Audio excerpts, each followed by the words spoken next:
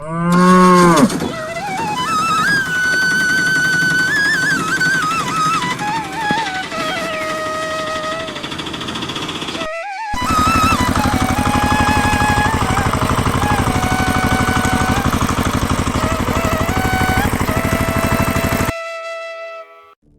हाथ चला रहा है या बस दिखावा कर रहा है? सामने देख, चटकोरों की फौज चली आ रही है। अगर आज पानी कम पड़ गया ना तो समझ लेना तेरी तनख्वाह से ही उसकी भरपाई होगी। सेठ जी, सुबह से ही 500 गोलगप्पे तल चुका हूँ। अब तो कंधे भी जवाब देने लगे हैं। और ये जो नया मसाला आपने दिया है, इसे मिलाते ही हाथों में जलन होने लगती है। आखिर इसमें है क्या? ये धन्नू का खास नुस्खा है। इसकी खुशबू सूंघते ही मुर्दा भी उठकर गोलगप्पे मांगने लगे।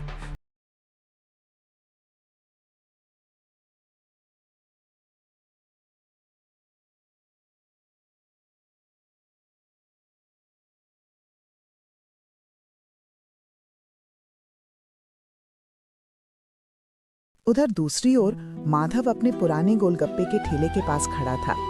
चारों तरफ सन्नाटा पसरा हुआ था और दूर दूर तक कोई ग्राहक नजर नहीं आ रहा था।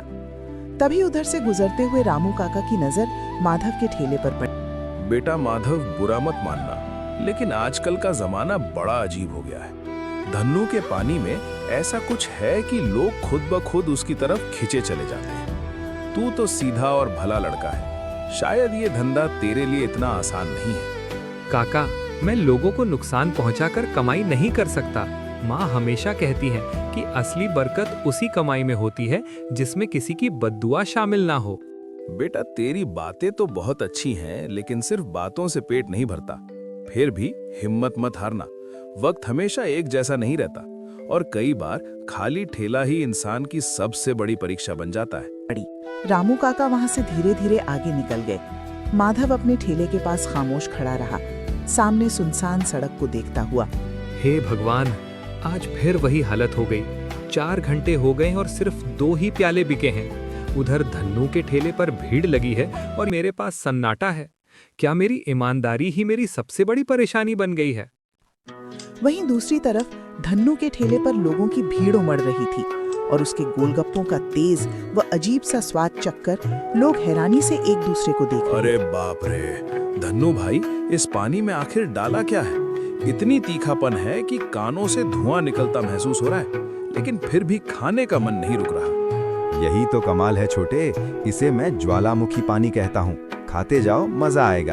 अभी तो बस कान गर्म हुए हैं, तीसरी प्लेट के बाद तो पूरे शरीर में बिजली सी दौड़ने लगेगी। अरे भाई, मुझे तो ऐसा लग रहा है जैसे मैं हवा में तैर रहा हूँ।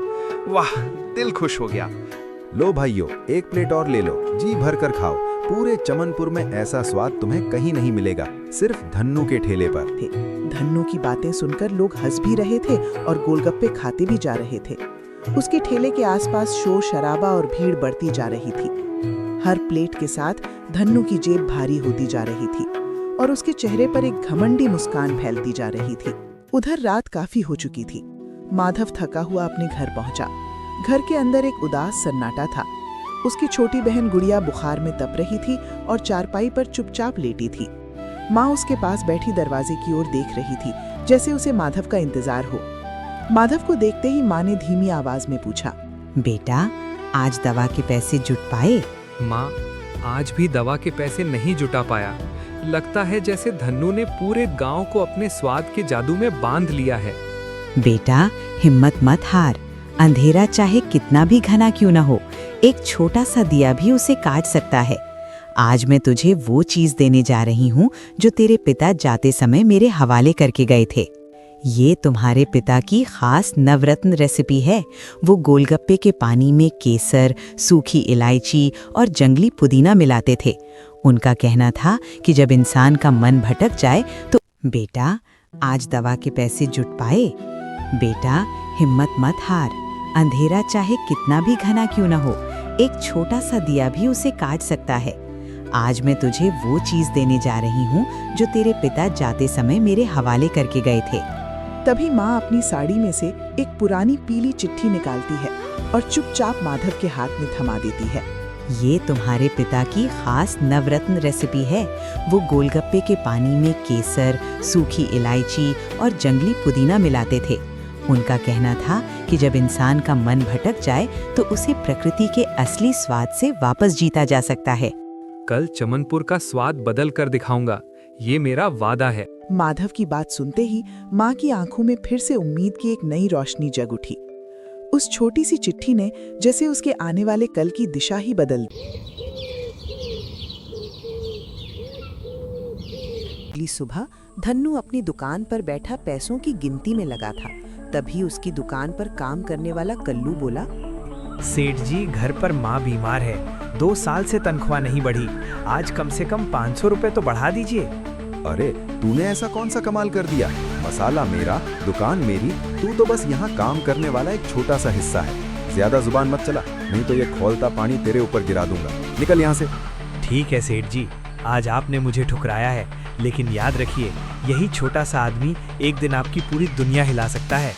इतना सुनने के बाद कल्लू वहां से गुस्से और दिल के दर्द के साथ वहां से चला गया और धन्नू अपने घमंड में डूबा फिर से पैसों की गिनती में लग गया। अगले ही दिन माधव ने अपने पिता की बताई हुई खास रेसिपी से नया पानी तैयार किया और दुकान सजा ली। कुछ ही देर में पूरे बाजार में एक अलग ही खुशबू फैल गई, ताजगी भरी, मन को लुभाने वाली। वो खुशबू जैसे लोगों को खुद ब खुद उसकी दुकान की तरफ खींचने लगी।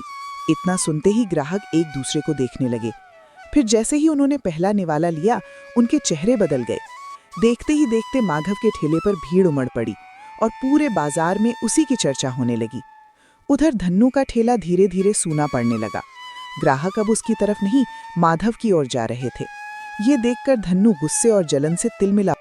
ये नया लड़का मेरी कमाई पर हाथ डाल रहा है। अरे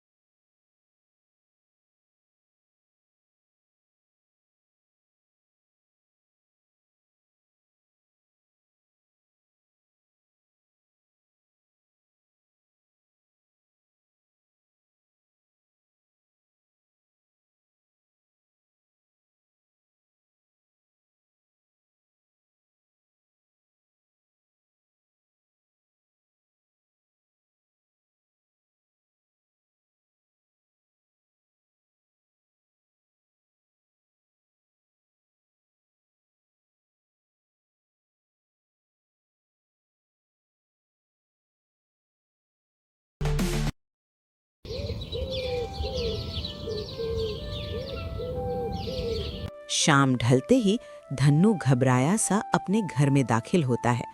दरवाजे के अंदर कदम रखते ही उसकी नजर अपनी पत्नी बिंदु पर जाती है, जो बिस्तर पर पड़ी दर्द से कराह रही होती है। ये नजारा देखकर धन्नू का दिल दहल उठता है।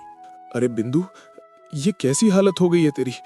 उठ, देख मैं आ गया हूँ। बिंदु कमजोर आवाज में कहती है, मुझे बहुत तेज जलन हो रही है। ऐसा लग रहा है जैसे सीने में आग धधक रही हो। सांस लेना भी मुश्किल हो गया है। तूने कुछ उल्टा सीधा तो नहीं खा लिया? सच सच बता, आखिर हुआ क्या है? दोपहर में मुझे बहुत तेज भूख लगी थी। रसोई में जो नीले निशान वाला डिब्बा रखा था, उसे देखकर मुझे लगा कि आप शहर से कोई खास चटपटा मसाला लेकर आए हैं। मैंने बिना सोचे समझे उसे अपने दही भल्ले में डाल लिया। मन में यही था कि आज मैं भी कुछ अलग और लाजवाब स्वाद चखूंगी, लेकिन सब उल्टा हो गया। अंदर जैसे आग भड़क रही है, सब कुछ जल रहा है। अरे पागल, वो कोई मसाला नहीं था, वो तो खतरनाक चीज थी। मैंने उसे किसी और मकसद से तैयार किया था। उसमें ऐसे पदार्थ मिले थे जो नुकसान पहुंचा सकते हैं। क्या मतलब आप लोगों को ऐसी चीज खिला रहे थे? और मैं तो हमेशा गर्व से कहती थी कि मेरे पति के हाथों में जादू है, उनका स्वाद सबको दीवाना बना देता है। मैंने जो जाल बिछाया था वो दूसरों के लिए था बिंदु, लेकिन मुझे क्या पता था कि उसी में मेरा अपना घर फंस जाएगा। मैं दूसरों की खुशियां छीनकर अपनी तिजोरी भरना चाहता था, पर आज मेरी तिजोरी तो भरी है, मगर मेरा संसार उजड़ता जा रहा है। हे भगवान, ये आपने क्या कर दिया? मुझे बचा लो, मैं मरना नहीं चाहती। हमारे बच्चों का क्या होगा? मुझे कुछ दिखाई नहीं दे रहा, सब अंधेरा हो रहा है। तू हिम्मत रख, मैं अभी डॉक्टर लेकर आता हूँ, सब ठीक हो जाएगा। हे ईश्वर, सजा मुझे दे, जो भी करना है मेरे साथ कर, लेकिन मेरी बिंदु को बचा ले। गलती मेरी है, पाप मेरा है। बिंदु की आंखों में डर और हैरानी साफ झलकने लगी। उसी क्षण उसे एहसास हुआ कि लालच और गलत कामों का नतीजा कितना भयानक होता है। जो जाल उसने दूसरों के लिए तैयार किया था, वही अब उसके अपने घर को तबाह कर रहा था। कर्मों का फल सामने खड़ा था। तभी अचानक दरवाजा तेज आवाज के साथ खुला। अंदर पुलिस इंस्पेक्टर, डॉक्टर और कुछ लोग गुस्से में घुस आए।